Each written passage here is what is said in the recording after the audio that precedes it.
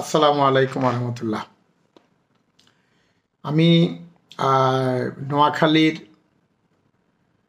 কোম্পানিগঞ্জ, সরাইলাহি, মুসাপুর সহ কবিরহাট, লক্ষ্মীপুর, বেগমগঞ্জ, দাগনভূঞা, সোনাগাজী, ফেনীর ফুলগাজী, পরশুরাম, ছাগলনাইয়া অঞ্চলের বন্যার আপডেট নিয়ে আপনাদের সাথে কথা বলার জন্য, আপনাদেরকে জানানোর জন্য আমার এই বক্তব্য। প্রথমত, যেই বন্যা, যেই পানির প্লাবন, পানির স্রোত যতটুকু এবার হয়েছে, আমি আমার জীবদ্দশা আসলে এমন কাণ্ড কখনো ঘটতে দেখিনি। নোয়াখালীর আমাদের গ্রামের বাড়িতে পানি উঠেছে, শুধু একটি ঘর নয়, যেটি আমার বাবার, আমার চাচার তৈরি, সেটা ডুবু ডুবু অবস্থায় আছে। তার আর 4 ইঞ্চি কি 5 ইঞ্চি বাড়লেই আমাদের ঘরের মেঝেতে পানি ঢুকে যাবে। এখন সবাই ঘরের মধ্যে আছে এবং পানি আজকে বিকেল বেলায় বৃষ্টি হয়নি, পানি স্থিত অবস্থায় আছে, এটা বাড়ছে না। আমাদের বাড়িতে মোট 3টা বিল্ডিং, 4টা বিল্ডিং আছে। ঘরে পানি ঢুকলেও মানুষ কিন্তু মোটামুটি উপরে আশ্রয় নেওয়ার একটা সুযোগ আছে এবং আশেপাশের যারা আছে সবাই কিন্তু আমাদের বাড়ি, আমাদের পাশের বাড়ি, সবাই সব জায়গায় আশ্রয় নিচ্ছেন এবং আছেন। পুকুর, মাঠ সব সমান হয়ে গেছে, সব জায়গায় জল থই থই। পুকুরের মাছ আরও আগেই হারিয়ে গেছে, জলোচ্ছ্বাসে ভেসে গেছে গবাদি পশু, ছাগল, হাঁস মুরগি থেকে শুরু করে আপনার মহিষ। আমাদের বাড়ির দক্ষিণ পশ্চিম কোণায় যেই বাড়িতে আমাদের পূর্বপুরুষ আমল থেকে যে মাওলানা সাহেবরা বসবাস করেন, আমাদের এলাকা যারা অত্যন্ত সম্ভ্রান্ত মৌলভী সাহেব, ওনাদের বাড়িতে যে মহিষের খামার ছিল সেটি কিন্তু ভেসে গেছে। নর্মালি বন্যার সময় পাহাড় থেকে পানি আসে, এবার আমরা দেখছি তার উল্টো। চট্টগ্রাম থেকে শুরু করি, খাগড়াছড়ি থেকে শুরু করি, সব জায়গায় এখন নদী থেকে পানি এসে জনপদ আপনার ভাসিয়ে দিচ্ছে। নদীতে এত পানি কোথা থেকে আসলো? এগুলো কি বৃষ্টির পানি? এটা বাবা খুব আহাম্মকের কাজ আমি মনে করি, কারণ বৃষ্টিতে এত পানি হয় না। বৃষ্টিতে বাংলাদেশে আরও হয়েছে, গত বৎসরও হয়েছে, তার আগেও হয়েছে। ভারতের কোন কোন নদীতে স্থাপিত জলবিদ্যুতের বাঁধ খুলে দিয়েছে তারা। ফলে বাংলাদেশকে না জানিয়ে এই ধরনের কার্যক্রম যেটি হয়েছে, এটি অত্যন্ত দুঃখজনক এবং জনাব মোদির সরকার সেটাই করেছে বাংলাদেশের সাথে। আমরা যারা জীবনে কখনো বন্যা আক্রান্ত হইনি, তারা তো বন্যা মোকাবেলা করা এবং বেঁচে থাকার উপায়ও জানি না। সুতরাং আমাদের দুর্ভোগ আরো বেশি। কাকে কি করতে বলবো, মাথার উপর আমার মাথায় কিন্তু কিছুই আসছে না। এত লোক ভারতের চক্রান্তে আক্রান্ত, সরকারই বা কি করবে? যার যার সাধ্য অনুযায়ী এখন মানুষের পাশে দাঁড়াতে হবে।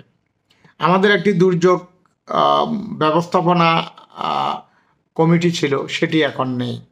শুনেছিলাম দুর্যোগ ব্যবস্থাপনা যে মন্ত্রণালয়ের ভবন, সেটি নাকি ছাত্র জনতার আন্দোলনের সময় ভাঙচুর এবং পুড়িয়ে দেওয়া হয়েছিল। মূলত দেশে তো এখন এমনিতেই অনেক জায়গায় প্রশাসনের বিভিন্ন স্তরে ঘাটতি আছে। পুলিশ বাহিনীতে লোক সংখ্যা খুব কম, সেখানে ঘাটতি আছে। আর দুর্যোগ ব্যবস্থাপনা তো নাই। তো দেরিতে হলেও, যেটি আরও কালকে বা তার আগের দিন আমাদের মানে উপদেষ্টা মণ্ডলী থেকে, সরকার থেকে একটি বক্তব্য দেওয়া উচিত ছিল বন্যার বিষয় নিয়ে, কি করতে হবে জনগণের সাহায্যের জন্য, তারা কি কি ব্যবস্থা নিয়েছে, সেটি কিন্তু করেননি। সেটি যদিও আজকে ওনারা বসেছেন, যাচ্ছেন বিভিন্ন জায়গায়, সেটি করেছেন, কিন্তু তার আগেই আমাদের ছাত্র সমাজ তারা বিভিন্ন জায়গা থেকে স্পিডবোট নিয়ে প্রত্যন্ত অঞ্চলে, বন্যা দুর্গত এলাকায় যাচ্ছেন। এই জন্য ছাত্র ভাইদেরকে অনেক অনেক ধন্যবাদ এবং শুভেচ্ছা। অনেকে ব্যক্তিগত উদ্যোগে আপনার বিভিন্ন ধরনের ত্রাণ, বিশেষ করে স্যানিটারি ন্যাপকিন থেকে শুরু করি, বাচ্চাদের প্রয়োজনীয় পোশাক সামগ্রী নিয়ে শুরু করি, বিভিন্ন জিনিস বিভিন্ন জায়গায় পৌঁছে দিচ্ছেন। আসলে এই মুহূর্তে যেটি দরকার সেটি হলো বাচ্চাদের কাপড় চোপড়, আপনার ন্যাপকিন, প্যাড, পাশাপাশি আপনার থাকার জায়গা, খাবার ব্যবস্থা, শুকনো খাবার, ওষুধপত্র এবং ওরস্যালাইন। ওরস্যালাইনটা খুবই ইম্পর্টেন্ট, কারণ এই সময়ে এবং এই বন্যা পরবর্তী সময়ে ডায়রিয়ার প্রকোপ প্রাদুর্ভাব খুব বেশি হয়।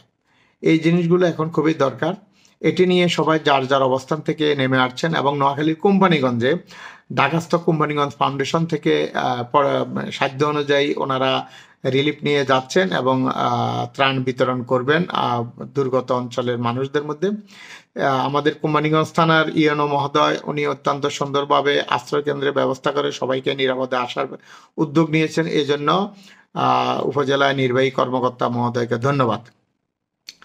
ধন্যবাদ জানাচ্ছি। বিভিন্ন অঞ্চলে যারা আমাদের পৌরসভা বা ইউনিয়ন পর্যায়ে যারা কমিশনার বা কাউন্সিলের দায়িত্বে আছেন তারা মানুষের খোঁজখবর নিচ্ছেন, যদিও মেয়র এবং চেয়ারম্যানরা কেউ এলাকায় নেই, সবাই পলাতক বা আত্মগোপনে আছেন। বাকিরা কাউন্সিলর এবং মেম্বাররা খোঁজখবর নিচ্ছেন, স্থানীয় গণ্যমান্য ব্যক্তিরা খোঁজখবর নিচ্ছেন এবং রাজনৈতিক ব্যক্তিত্ব বা রাজনৈতিকভাবে পরিচিত দানশীল ব্যক্তিরাও সবাই সাধ্য অনুযায়ী এগিয়ে আসছেন। আমেরিকা থেকে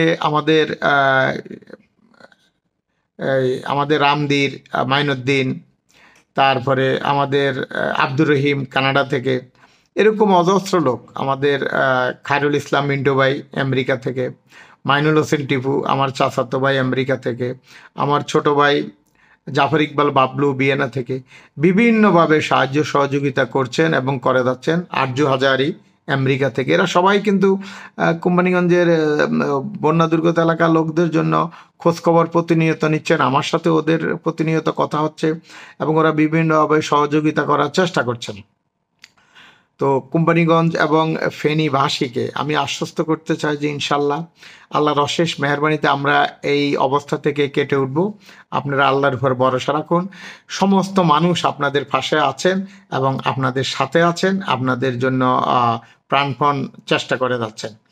আজ বৃষ্টি কমেছে বিকালে, আর পাশাপাশি কোম্পানিগঞ্জের মুসাফুরের বাঁধ গেটগুলা খুলে দেওয়া হয়েছে, ফলে আমরা আশা করছি পানি অনেকটা দ্রুত নেমে যাবে যদি আর বৃষ্টি না হয়। তো সবাই আসুন আমরা সবাই মিলে দোয়া করি এই দুর্গত এলাকার মানুষের জন্য, ফেনী নোয়াখালীর মানুষের জন্য, কোম্পানিগঞ্জ কবিরহাটের মানুষের জন্য। সবাই ভালো থাকবেন, সুস্থ থাকবেন। আসসালামু আলাইকুম।